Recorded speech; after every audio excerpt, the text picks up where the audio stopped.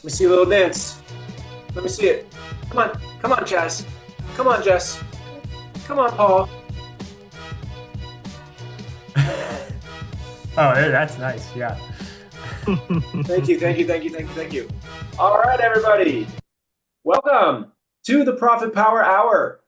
We are here. We are ready to go. We did our June episode on July 1st. So now we're here at the end of July doing our episode 7. And we have a good one for you. The highest impact processes in your operation, connecting operational processes to business outcomes. And I have some excellent panelists today to help us do this very thing. I'll tell you about them in just a second. My name is Brad Johnson. I am the CEO of Profit Coach. We help property management companies expand their entrepreneurial freedom by building highly profitable, self-managing companies. And of course, one of the ways we do that is process optimization, process build-outs, and all the rest. And you will hear a very special announcement from Profit Coach towards the end of this episode. All of this is building to that moment. So if there was ever an episode to stick around to the end, I promise you, this is it. All right, my panelists here, my esteemed colleagues, I will let them introduce themselves in just a moment. I will give you their names right now. This is Paul Henderson. You know him, you love him. He's the owner of Rhino Property Management in the Salt Lake area. And this is Chaz Foote, CEO of Grove. Chaz has a bit of a different background from coming into the property management space, and I'll let him explain that in just a minute as well. And Jessica Cajina from our team at Profit Coach. She is our team lead process designer. She is whip smart and knows a whole lot about efficient processes and process design. Probably a lot of you have interacted with Jessica, especially if you're in Crane. She is the brains behind, she and Saul from our team are the brains behind the process consulting hours that you get as Crane members. I think Chaz, Paul, both of you guys are Crane members, right? That's So right. both of you probably familiar with Jessica as well.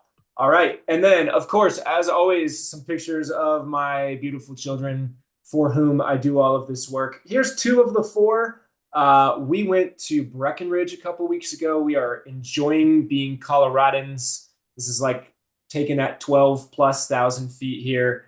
That's my oldest, David, and my was middle child, Barrett, now is one of 2 middle children, or is about to be, because my wife is due in 8 weeks. So the September Profit Power Hour, we'll just have to see what happens with that, because it's right around her due date. But we'll do our best. We're having a lot of fun out here in Colorado. Come see us if you want to escape the summer heat wherever you might live.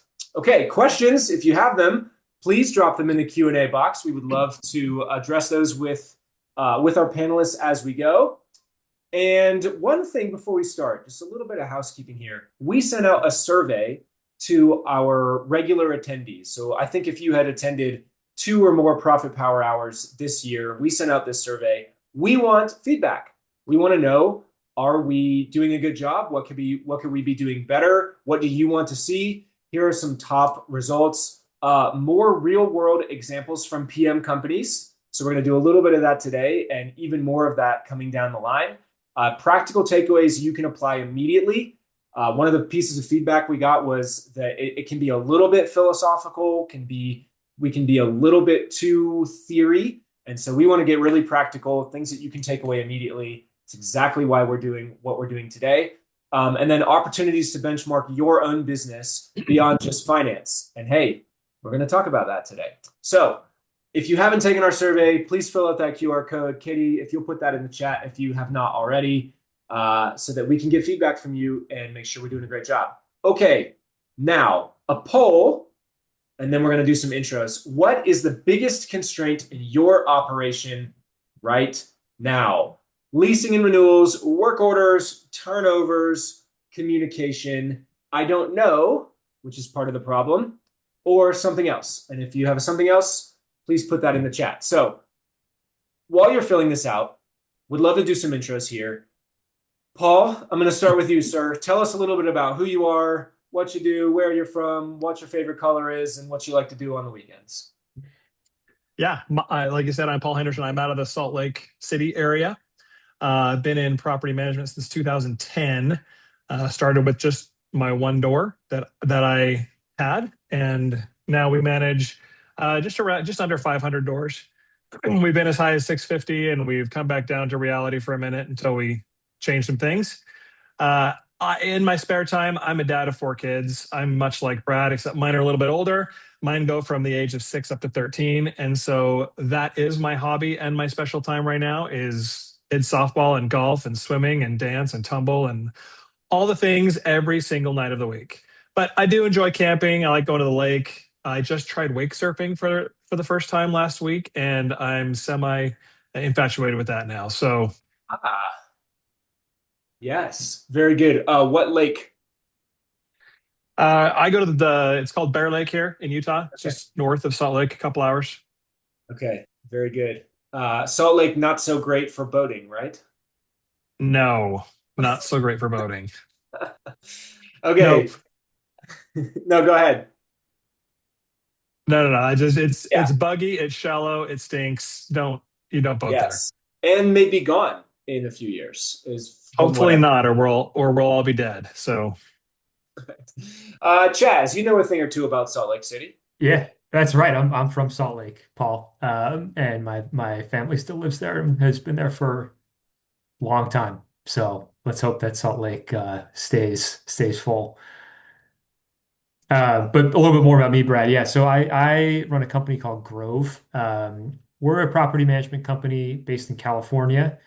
We own two businesses. One is called East Bay Property Management in Fremont, which is in Northern California. We also own Coachella Valley Property Management, which is in the Palm Springs area in Southern California. Across those two businesses, we have about 1,400 doors under management.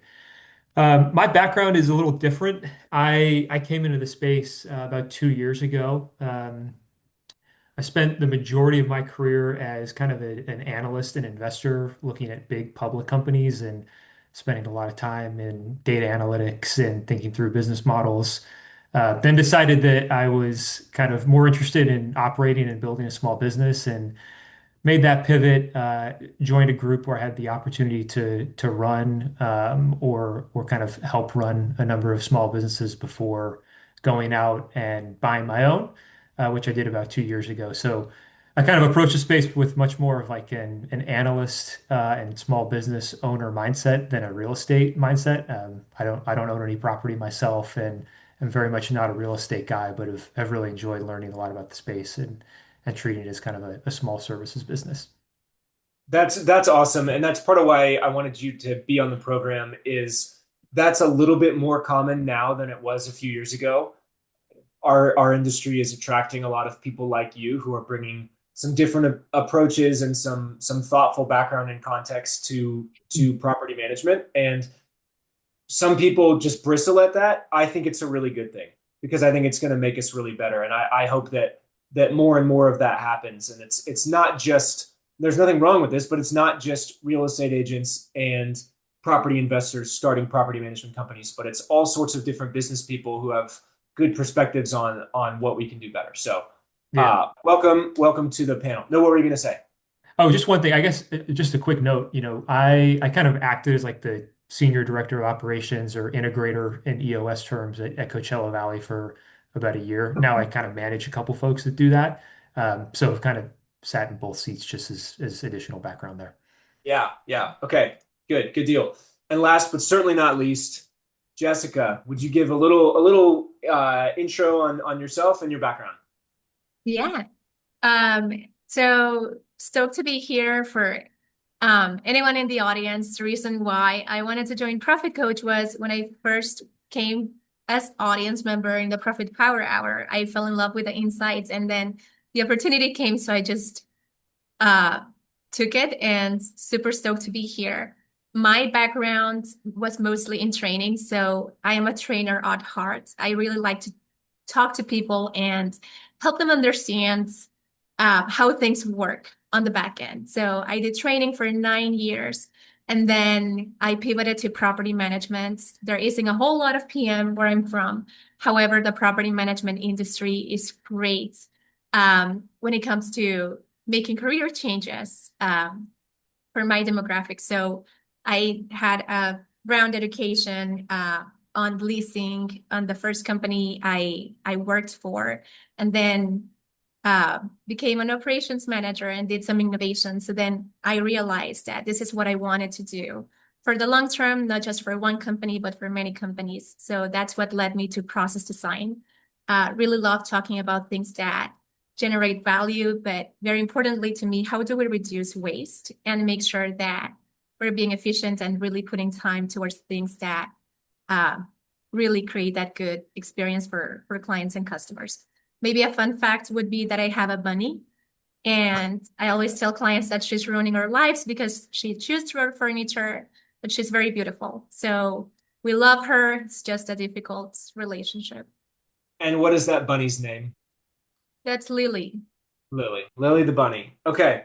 All right. Well, thank you, Jessica. Yeah, Jessica brings a lot of real world property management company experience to our team and to the conversation today.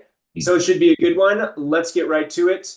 I'm going to end this poll and share the results so you guys know what you are all facing. Looks like slight winner here. Communications, leasing and renewals and work orders, second and third. A little surprised to see that turnovers are fourth, it being the dead of summer. But that's great. That's great because that's obviously a process that a lot of people get pretty stuck on at times throughout the summer. So that's pretty good. Something else, we've had some people put those in the chat. I'll rattle them off real quick in case you saw this. Lead volume down. Vacancies taking too long to rent. Certainly understand that. Owners hating on cats. That's a new one for me. Vacancy from Karen. And then Nathan has no problems because Nathan just started. So if you're facing a lot of problems in your property management company, might I suggest sell it, start a new one. Everything will be fine. All right. Here's our agenda for today. Okay, we're going to roll through a lot of things here. I want to give you a refresher on the PMOS framework. Again, teaser towards the end. It's going to be really important. Some of you are new to the space. Some of you are new to what we do at Profit Coach and some of the things that we have put out. PMOS stands for Property Management Operations Standards. We put them out about 2 years ago. They are the foundation for all the process work we're going to talk about today.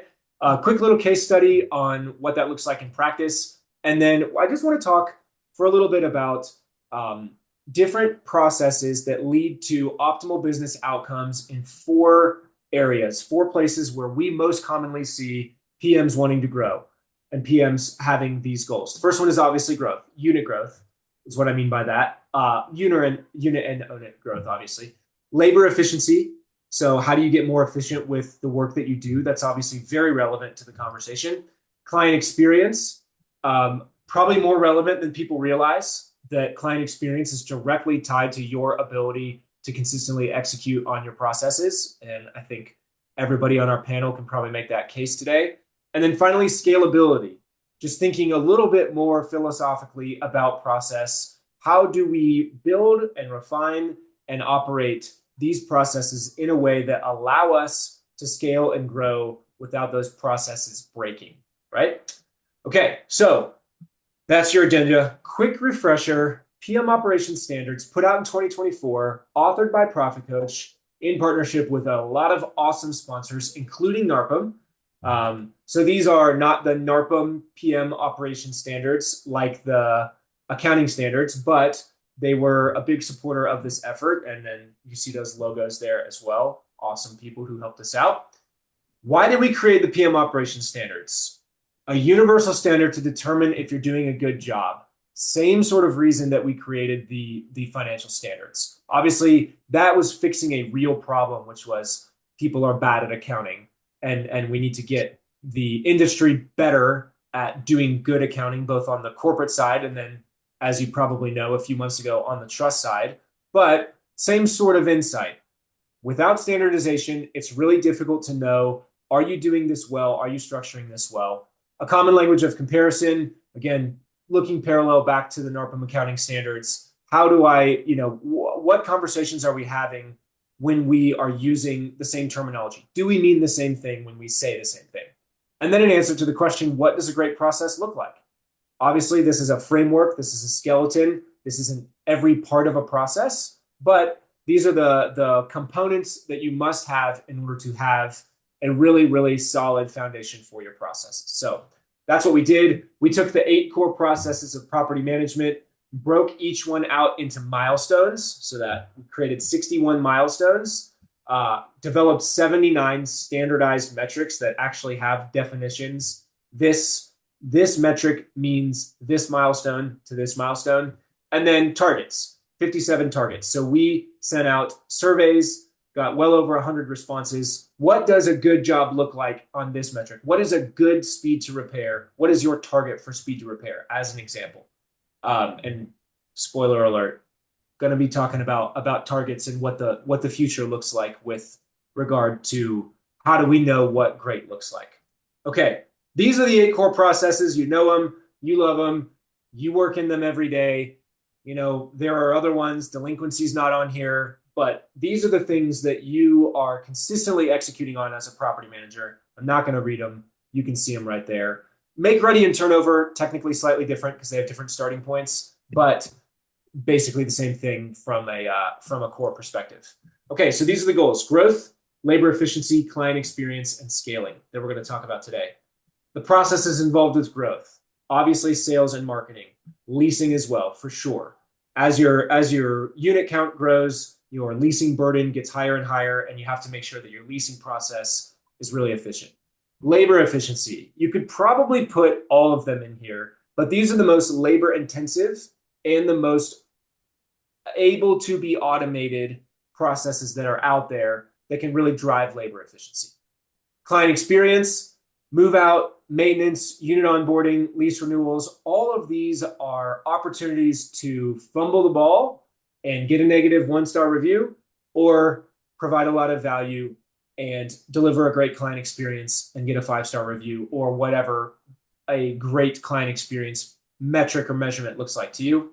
Finally, scalability across the processes. That should have said across the processes. But consistency across all processes. That's the ability to take on more units and grow your portfolio, or buy a portfolio and be able to slot those units right into your processes and continue to do work in a similar way that you have in the past, or maybe even a better way.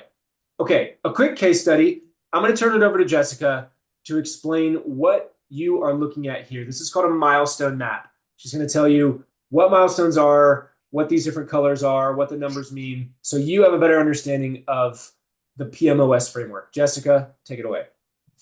Yeah, thanks for that. So what we're looking at here, and if you guys have your copy of the PMOP standards, you can use it as a reference there, is the milestones, values, and constraints for our regular work order process.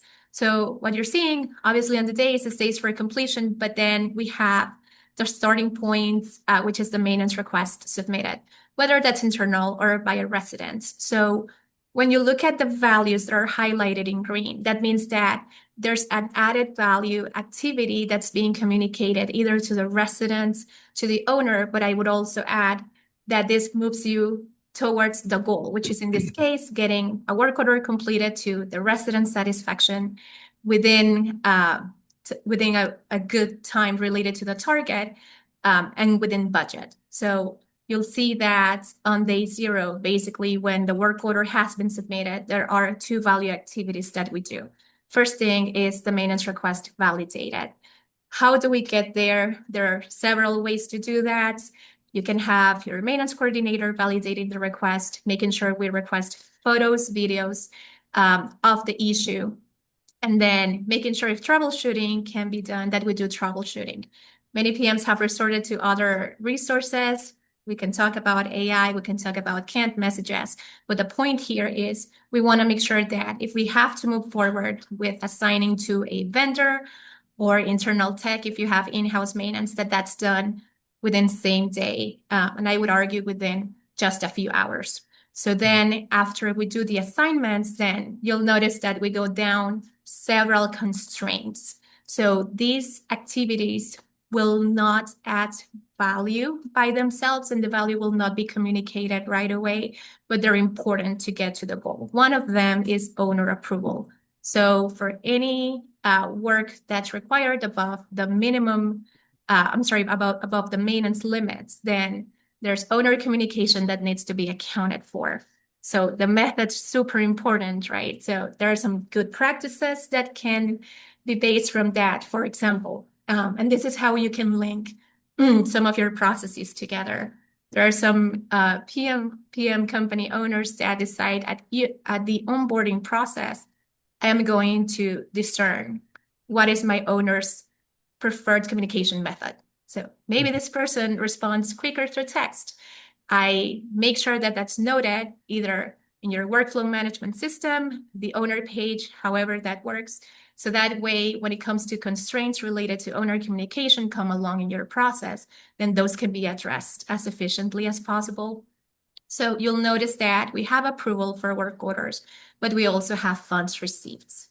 So however it is that funds are sourced there are some companies that, depending on the amount, may lend funds to owners, and there are some debates around that. Is there availability from the portfolio?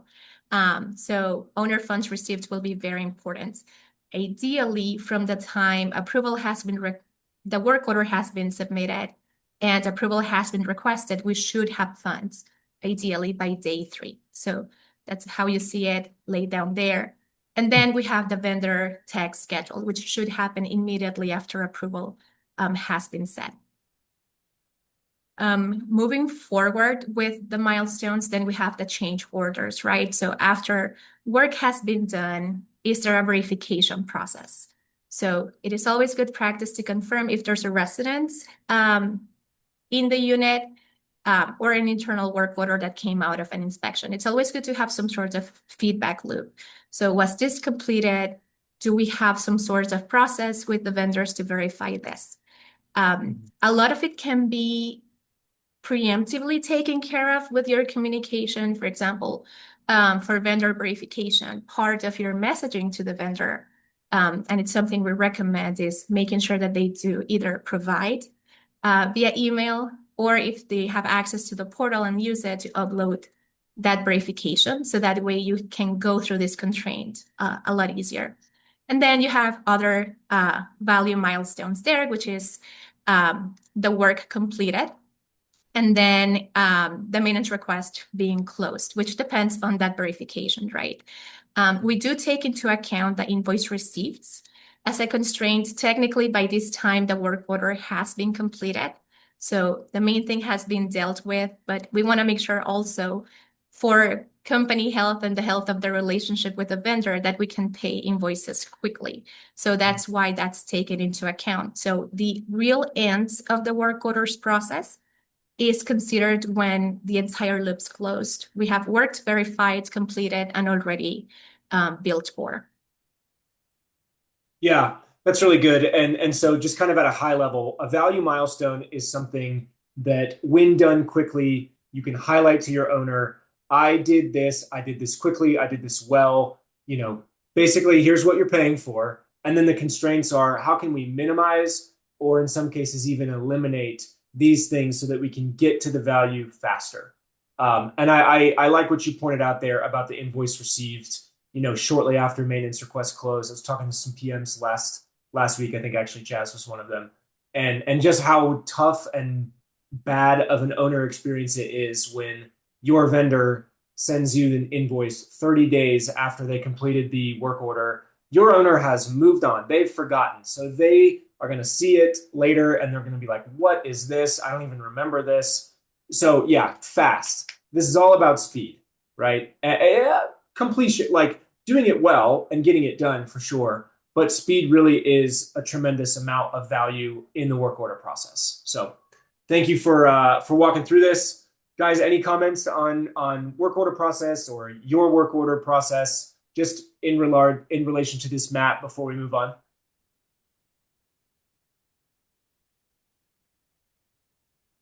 I guess I would chime in, Brett. I think Yeah.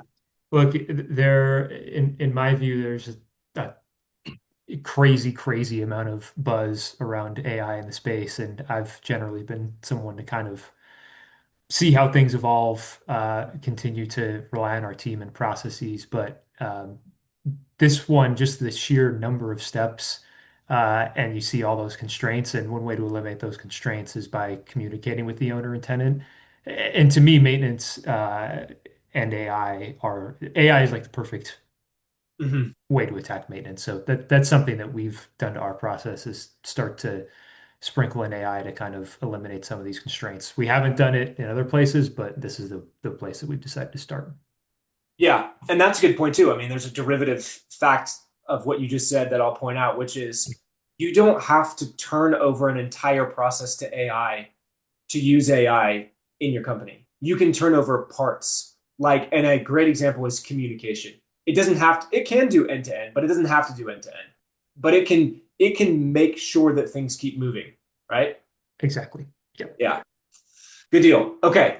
Thank you guys for that. Thank you, Jessica. Let's talk through growth real fast. So, what's the first operational metric you'd check before advising someone to go get more doors? So somebody says, "What's your goal this year?" My goal is to add 200 doors. If you were a consultant for this person, what would you peek at under the hood first to say, go for it, or hey, slow down, you probably need to check on this first? Chaz, I'll start with you. Yeah. At risk of sounding extraordinarily obvious, it's churn, right? I mean, if your churn is high, you cannot add doors. Um, and not only that, if your churn is low, the value of each customer is higher, which allows you to invest more into marketing, or you can at least think about investing more into marketing. You can invest more into your team and processes if you know dollars coming in the door the next month. So I would say if your churn is above, 15%, then probably shouldn't be looking to invest a whole lot in marketing before you Mm, get that down. yeah, might make more sense to try to save the doors you already have than necessarily to go on a spending spree to add more. Yeah, that's really good. Paul, how about you? What's the first thing that you would say, hey, let's make sure this is healthy first? Well, if I can't take churn, it sounds like that one's already been taken. Sorry, Uh, Paul. I would. It's okay. Because my first thought is, does the bucket hold water? Right? Can you keep Yeah. what you've got? But I would say really, it's going to be. I mean, and this applies to churn. Probably a big reason for it. And it was the number one problem that everyone suggested on there on that poll is your communication.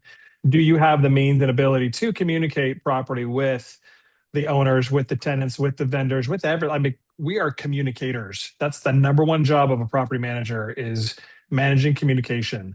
And if you can't do that, then I would not suggest trying to add 200 more doors because that's just going to make you look even worse. If you can't communicate with what you got now, you're certainly not going to be able to communicate with 200 more.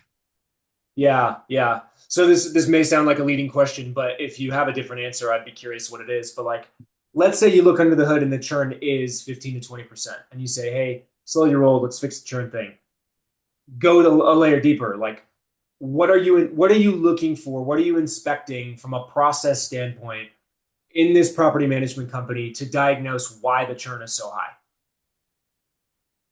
I'd probably be looking at renewal rates, leasing times, and probably the amount of money spent on maintenance because those are our biggest complaints for people. When people are unhappy with us, it's for one of those three reasons more often than not. So that's where I would look first. Are you leasing things quickly? Are you renewing the tenants that are there for an increase if possible? And how much of the someone else's money are you freely spending on maintenance? Yeah, yeah, that's good. Chaz, did you have a thought on that too before I go to Jessica? Yeah, I think the interesting thing that Paul brought up that is connected to this is owners churn when the unit's vacant. And so I would look at how quickly are we inspecting vacant units, getting an estimate out, and getting them ready to lease. And I think if those numbers are either high or trending up, then you're probably not ready to bring on new units either. Yes. And to put some more color on that, the reason why owners churn when the unit is vacant is twofold. One, it means they just went through a turnover, so they just spent a lot of money. And two, vacancy loss. They're currently losing a lot of money. So they just spent a lot and they're losing a lot. And immediately, even if you even if it's not your fault, immediately they're starting to think like, does this still make sense for me? Should I sell this? Should I find a different management company? Maybe because they do think that some of it's your fault. So there's a lot of reasons why, that's a good rule for life. Owners churn when units are vacant. That's very rarely, though it does happen, is an owner in the middle of a lease thinking, I want out, or is starting to get out. So Jessica, anything to add there? What's the first operational metric or process that you'd really look at before you say to somebody affirming like, yeah, let's go grab new doors? Yeah. So maybe just a quick follow-up to what Chaz said related to move-outs. Are we inspecting units quickly enough? Related to the op standards, there's an important milestone, which is not super flashy. It's kind of boring, but it's transfer utilities. Being ops previously, I can tell you how many times we had an inspector at the property, but they couldn't inspect it because utilities were off. So that's why it's so important to understand what are the milestones and constraints to these things, because that can help with the speed you were referring to. And then since churn's taken, I will go with different metrics related to growth. So thinking about those PM companies that are looking to acquire other companies, I would take a look at mainly two. One of them would be the number of units per team member. So it's benchmarked at 59. So based on your structure, your organizational structure, are we able with the current staff to take on this number of units? So that's one I would take a look at. And then the other one would be DLER. So are we being effective in terms of the staff that we have? So yeah, for me, those would be the two. Yeah, that's really good. I'm going to shout out a couple things here from the chat. Just so that you guys know, in case you don't, Raul asked, what does churn mean? Churn just means the loss of clients or units. So the way that Profit Coach calculates this, the way that this is in the financial performance metrics guide, is rolling 12 annualized churn of units. So everything we do is unit based, revenue per unit, unit acquisition cost. So when we talk churn, we're talking about units that you started with 12 months ago that you no longer have today. So that's a churn rate. So 10% means you started last year with 200, 12 months ago you had 200. Of those 200, you lost 20 of them. That'd be a 10% churn rate. And then Jan Leisure put this on here. This is very helpful. Don't forget to ask owners why they're leaving. This is one of those like simple things that not everybody does. You should have at minimum a quick little like, tell us why you left, email or something that comes out. And then at maximum, or maybe not even maximum, but also maybe an exit interview. Hey, you're out the door. Totally understand. What did we do well? What could we have done better? That is the best way to learn how to improve. So don't forget to ask owners. Kelsey, who is a process expert herself and has been on this program before to talk about these very things, she said, what's the metric that she would check? Percentage of phone calls that you live answer. That's good. Number one thing we hear when owners come to us from their old PM is, nobody picks up the phone. I can't get in touch with my property manager. I can't get an email back. So are you tracking? Do you have a tracking system in place to know, first reply time, average reply time, percentage of phone calls that are answered, emails that get lost, like all of those sort of communication client experience metrics are actually things that have to be bolted down before you are in door growth pursuit. Or to Chaz's point and Paul's point, that churn rate is going to pick up. Adam said time to resolution. That's good. It's good. Okay. So that was a good one. I'm skipping that second question because I want to make sure we hit all four, and I need like 10 minutes at the end to make a major announcement. Second goal, client experience. Okay. Same sort of question. What processes or metrics are you training your team to pay close attention to in order to ensure you're delivering an optimal client experience? We talked about a few. What else is on your mind? Paul, I'm going to start with you this time. Our big push right now is the same thing I mentioned before. So it is communication. We had a phone problem, and how were we tracking that and what were we missing? And people calling saying, I've called you guys 5 times. How come no one picks up?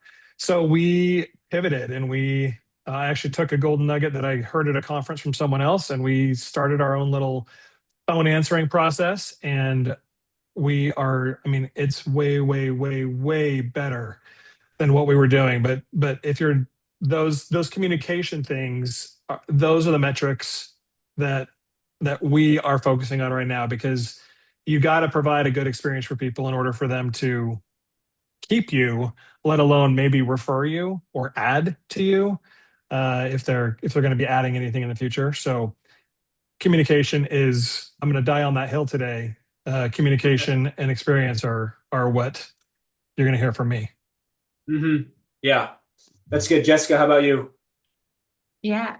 So if I could focus maybe on one process, that would be maintenance. So if you think throughout, that's a process that gets repeated per unit, maybe every single month or every few months. So I've noticed that it's very consequential for the owners as well, because there may be money coming out of their pocket. So they want to understand how that's going to be spent and how quickly the work's going to be resolved. So I would focus a lot on owner communication throughout all processes, but especially maintenance. Sometimes owners just get communicated what the work order is and if funds are requested, but also when the work is scheduled, it's also good practice to let them know it is going to happen on this day. You'll get a summary, and then that they do receive the summary of the work that was done besides just the invoice. And I think that what you mentioned is golden, right? Getting an invoice so many days later after they forgot may to some extent be an issue. So having owner communication throughout the work orders process would minimize some of the frustration that some owners feel, let alone things that are related to insurance claims on large amounts. So owners want to hear from their team rather quickly. Yeah, I have a nice counterexample to this. If you guys know Eric Beckman from Apsley, he put this on LinkedIn a couple days ago. It was like he's a property investor himself, and he posted a screenshot of a work order, like a work order request or so that came from the management company. It was just like, it was like roof is leaking, and then the resolution or the quote was replace roof with class 3 shingles, $12,277. And it was like, how to not deliver an optimal client experience. Tell them about a roof leak and send them a quote for a $12,000 roof repair. There are better ways maybe to do it than that. So it's always good we want to have good examples, and we want to highlight some bad examples. And if it was your property management company that did this, then, you got to fix that. All right, Chaz, how about you? Yeah, I think the metric that our team is paying most attention to is the time a property is in a given stage or in a given, point in time. And what I mean by that is we have a system where we'll tag each vacant property as a 1, which means inspected, a 2, which means we're working on the estimate, a 3, which means we sent the estimate to the owner, 4, which means we're doing the work to actually turn the property, and then a 6, which means we're actively leasing it. And so we are paying attention to how much time is each property in that stage. And if we can reduce the time in the stage for each one, we're going to do a pretty good job. And as a team, we'll meet and review those twice a week, if not more often, to make sure that each thing is working to the stage as quickly as possible. On the back end of that, we have Lead Simple going, and communication is very important, but at a very high level, we're just trying to get each property through our various stages as quickly as possible. Yeah. Okay, good. Okay, so how do you know? We'll just spend just a minute on this, but how do you know your client relationships are getting healthier? Let's just say you're in that situation where you have the higher churn rate, you have some client experience issues. From a data standpoint, how do you know you're actually making progress on this problem set that's contributing to, let's say, again, for example, a high churn rate? What are you looking for? This is a new question I added like right before our right before we went live. But I was just thinking through this process, like, yeah, okay, diagnose a problem, diagnose the thing under the problem is churn, diagnose the thing under the problem. All right, you have a process problem that leads to a bad client experience. How do you know it's getting better? Well, I would say, I mean, anytime you can get some of their reputation capital to refer you, that's what you know it's getting better, right? You know that you have a good relationship with them. But along the way, before you get there, I would probably look at things like how quickly are they giving approvals? Are they like, hey, it's always been $200, but go ahead and move it up to 5. You don't need to bug me for all the things. I trust you. Resistance at renewal, right? Like, no, I want $100 more. I want $500 more, or I trust you guys, do whatever. You don't need to bug me about my renewals anymore. The more leash they give you, those are all signs to me that they trust what we're doing, and that relationship is getting more and more solid. Yes, to use a Jordan Whala word, agency. They are giving you more and more agency to do your job and less, second guessing, double checking, questioning. So that's good. That's really good. Chaz, Jessica, anything from you guys? No, I think that's exactly right. Agency, and I would point out at an individual owner level, it's really hard to have like a real-time customer satisfaction indicator. But I think, agency is a good one. Sometimes the phone not ringing is a good thing. Sometimes it's not. But the things that we track at a higher level are churn and NPS as well. Both of those are lagging. And the stuff that Paul mentioned, I think, is more leading indicators, which are the most helpful. Yeah. Jessica? I can only nod in agreement to what has been said. So we just saw it on the maintenance process, but there's also lease renewal and turnovers. So the speed to owner approvals measured precisely because we want to make sure that those constraints are eliminated. And the best way to eliminate them is have the owner trust that you are acting in their best interest. So I absolutely agree with that. Yeah. That's good. Here's a practical one from Alan that I put my thoughts on this in the chat as well, because I just really agree with this. He said, to the previous question on client experience, we have implemented preventative and not reactive inspections to properties. Pre-move out, move in, most people do those, and 6 months after move-in inspections. So mid-lease inspections to ensure we know the status of the unit while generating owner expense or tenant expense work orders. This has positively impacted property owners, reinforcing the idea we are taking care of their homes/units. I love this. I did this as a PM. It's just like, it's winning across the board. I think it was number 1 or number 2 on the PM Trends report of what owners would be willing to pay for if the PM offered it, which is, I will pay money to get eyes inside my tenant occupied house because I want to know what's going on. Their owners are fundamentally nosy, and you can understand that. This is a big part of most of their net worth, right? They want to know what's going on. The property manager wants to know what's going on because they need to know if there's deferred maintenance happening, if this tenant's worth renewing, all of that. You have the right, assuming that it's in your lease, and it should be, to inspect the property. And this is a great way to make more money. This will drive your RPU, these inspection reports, because owners will pay for them, and the labor to do them and to do them well, especially if you use some of these tech platforms to do these inspections, is fairly low. Especially, I'll just throw this in there because I'm on a soapbox and I get to stand on it since it's my show.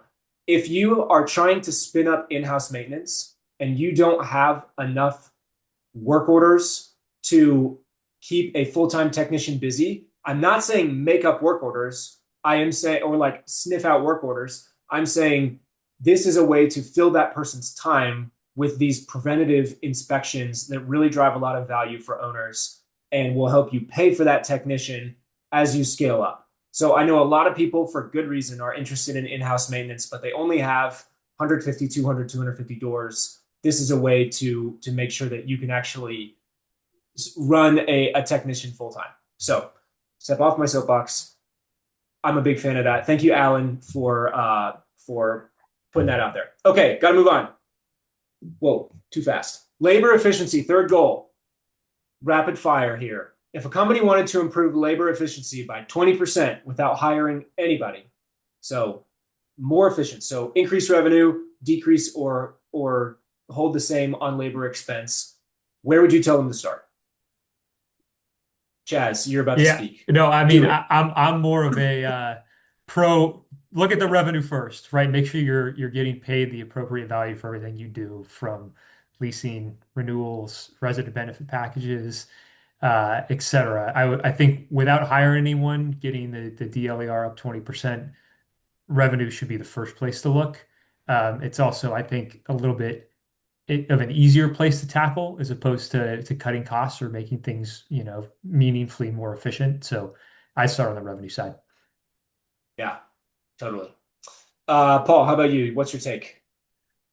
If not revenue, I would say how many touches you're making on everything. For example, in maintenance, when you look at something and a work order that comes in, and you have to assign it to somebody, and then you're waiting. Did the vendor go out there? Did they leave notes? Did the tenant say it's not done yet? Every time you touch that, and you have to read something and refamiliarize yourself with the situation and this tenant and what the owner said, you're wasting time. Every single touch is a big, huge, fat waste of time.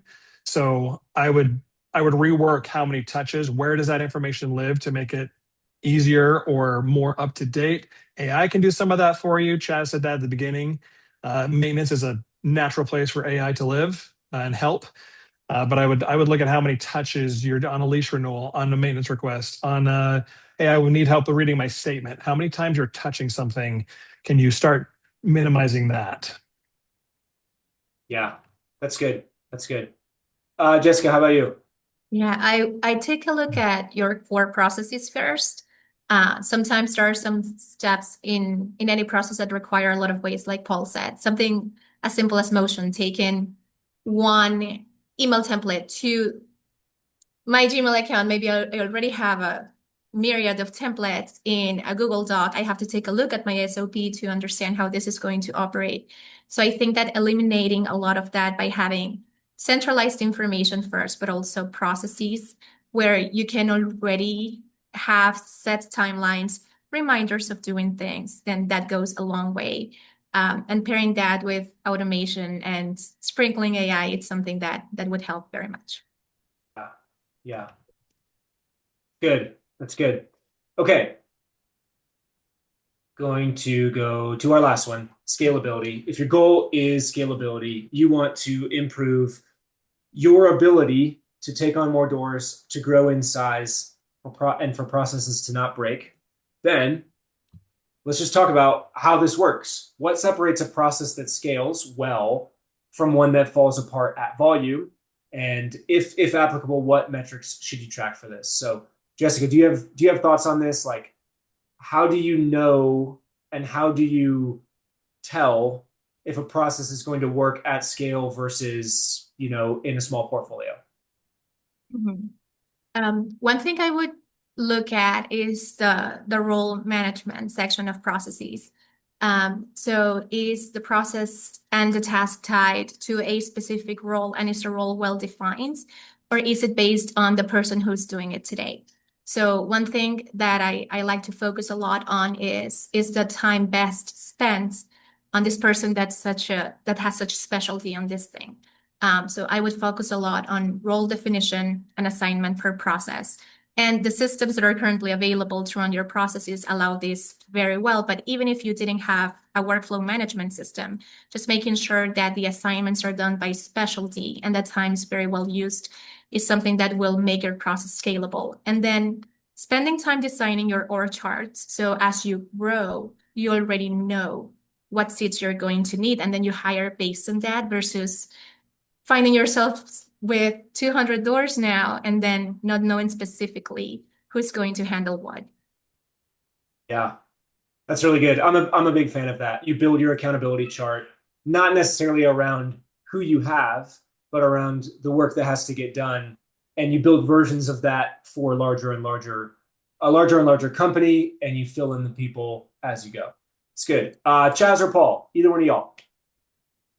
I would just kind of reiterate a little bit what Jessica said. I think the accountability chart dictates the answer to this question, right? If you have a really good accountability chart and it's clear who is in charge of what, then you can actually build a process with a clear owner that hopefully doesn't fall apart.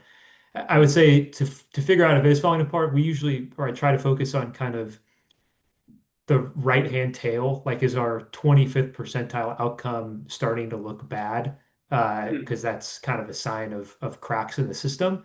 And then the fix to that would be looking at the accountability chart and seeing if we have a constraint on someone's time doing a certain process. Yeah, that's good. Paul, last word here. Yeah, I would say that processes scale when they run on triggers and rules, not on someone remembering. If the process has to start by someone, hey, every time this happens, then you start this process, not going to scale. So the processes can scale when they run on triggers, define triggers, usually as part of your system, and then on rules. If you're got to use judgment, like a person's judgment on, I don't know, 30% or more of any process running, it's not a process yet. Yeah, that's good. That's really good. Okay. All right. Well, thank you guys for engaging with all of that. I hope that this content was helpful. I think just based on some chat feedback that it was pretty actionable. Okay. Here's what I want to close with. So the goal isn't to have better processes for the sake of better processes.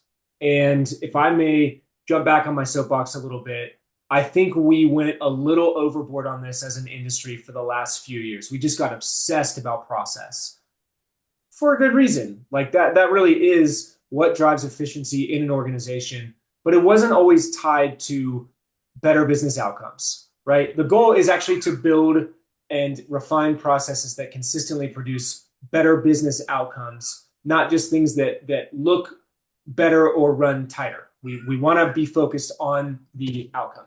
Okay, but you can't know if you're getting those outcomes until you can see how your numbers stack up to the best in the industry. But the problem is that most businesses operate in a vacuum, especially in operations. So there's the initial insight of Profit Coach back in 2018 is everyone's doing this in a siloed manner. And when they talk to one another about performance, they're just talking past each other because it's not standardized and people are doing things differently.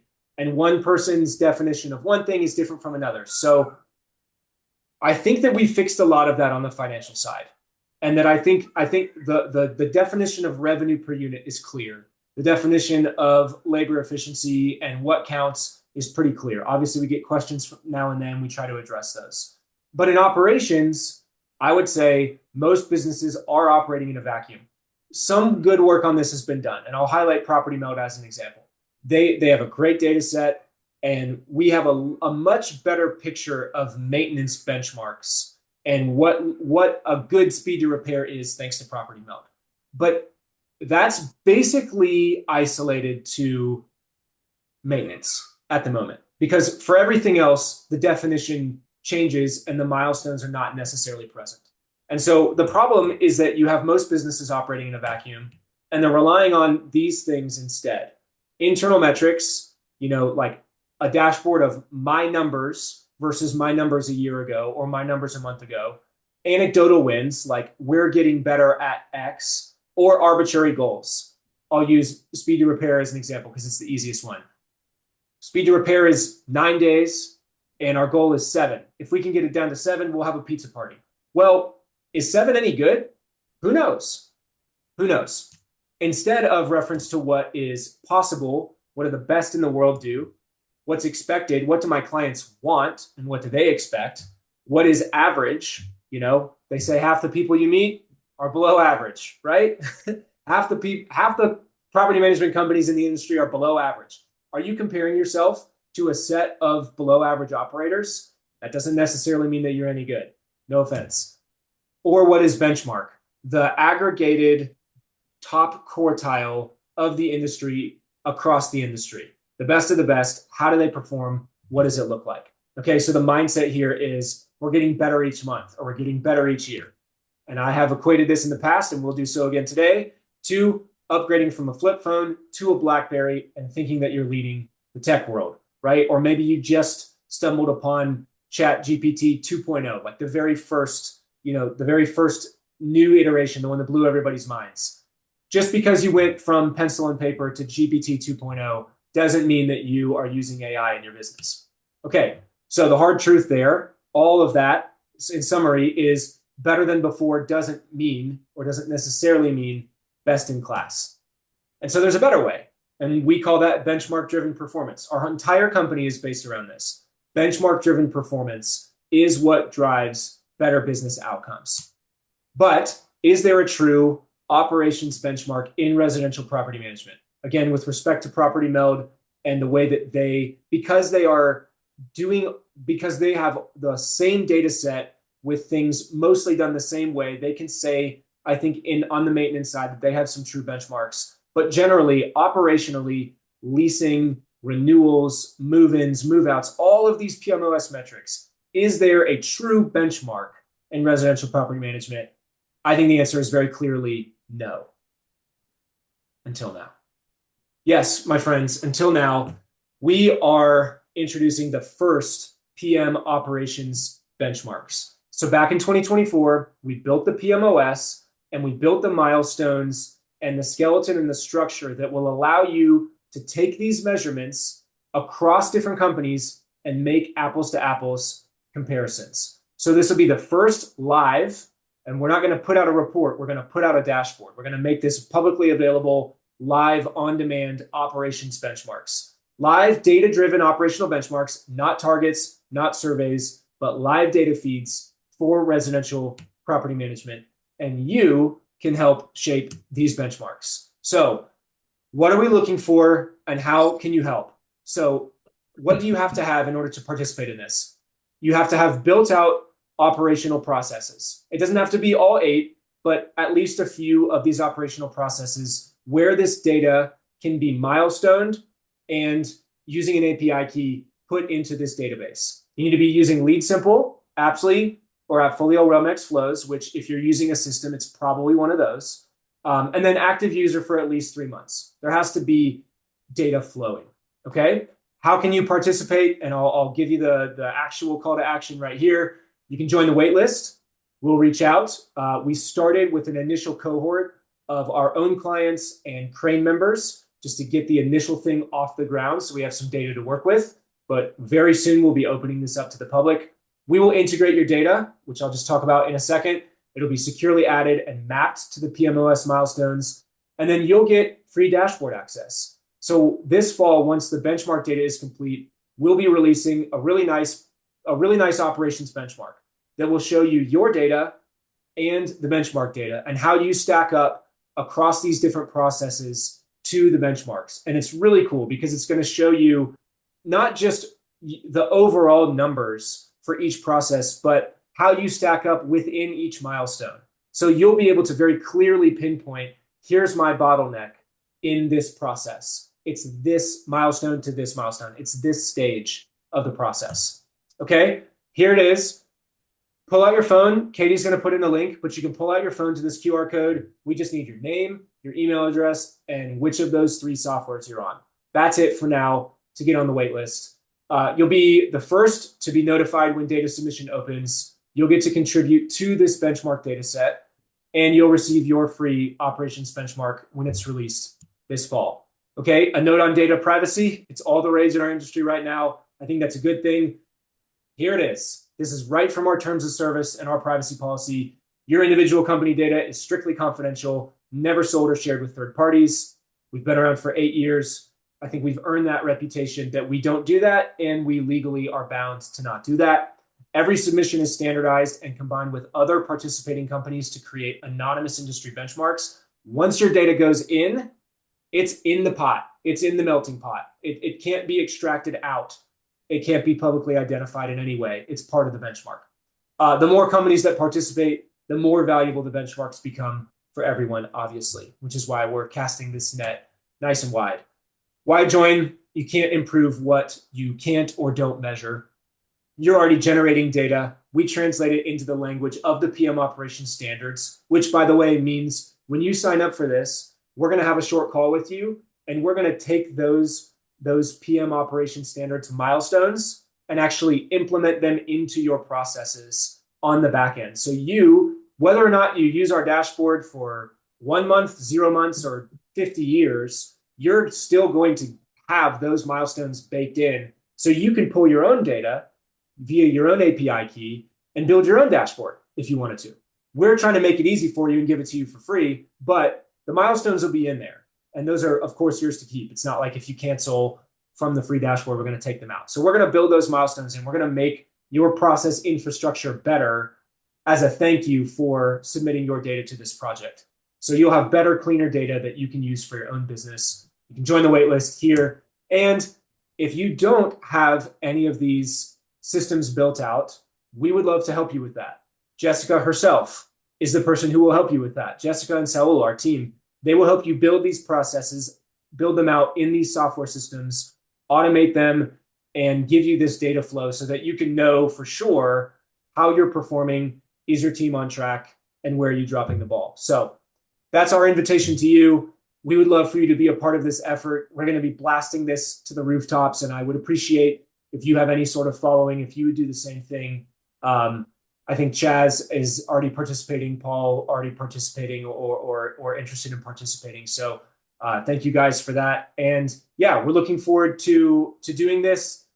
There's going to be exponential insights. If I can just go on for just a minute, I know we're past time, but the financial benchmarks, when you combine financial benchmarks with true operational benchmarks, you can start to make some serious connections.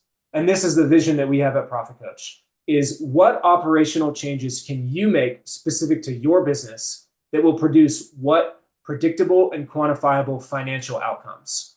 That's a whole different ballgame than I think the one that we've been playing, which, as helpful as it's been, this is a very different, more quantifiable and predictable way to make changes in your property management company based on verified benchmark data. So I'm super excited about this, if you can't tell, and we'll be talking about this quite a bit. So thank you guys so much for coming. To our panelists, thank you for participating. Really appreciate y'all. You did an awesome job. Our next Profit Power Hour is going to be Wednesday, August 26th, same time, same place. Like I said, September Profit Power Hour. You may find yourself with a special guest host, or you may find me with a 2-day-old baby in my arms. Thank you guys again for participating. Thank you everyone for attending, and look forward to seeing you next time. See you later.